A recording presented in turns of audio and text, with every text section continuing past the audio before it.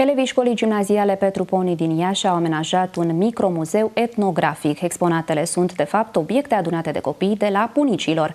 Proiectul face parte din programul multicultural european Comenius. În județul Iași sunt 11 unități de învățământ care au câștigat astfel de proiecte internaționale, școala Petru Poni fiind una dintre ele.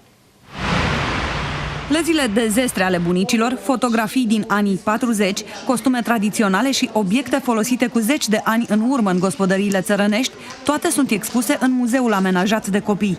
Ei au răscolit printre amintirile bunicilor și astfel au înțeles cât de importantă este familia și cunoașterea propriei identități.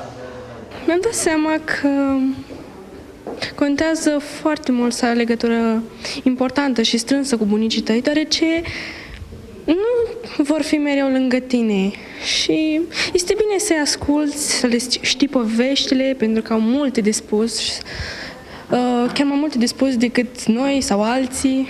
Am adus compuneri, fotografii, am ajutat la expoziție. La ce ai pus? Să facă...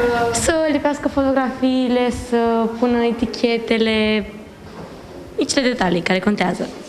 Expoziții similare sunt organizate și la școlile din Torun și Istanbul, unități de învățământ care au parteneriate cu școala Petru Poni în cadrul programului Comenius.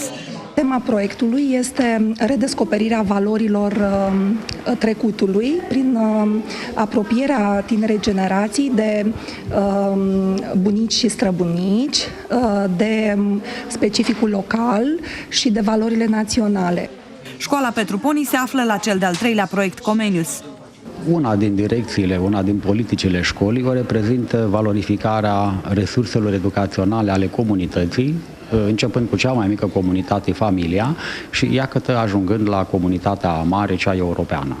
La începutul lunii viitoare, 15 elevi și profesori vor merge în vizită la o școală din Torun, Polonia, într-un schimb de experiență.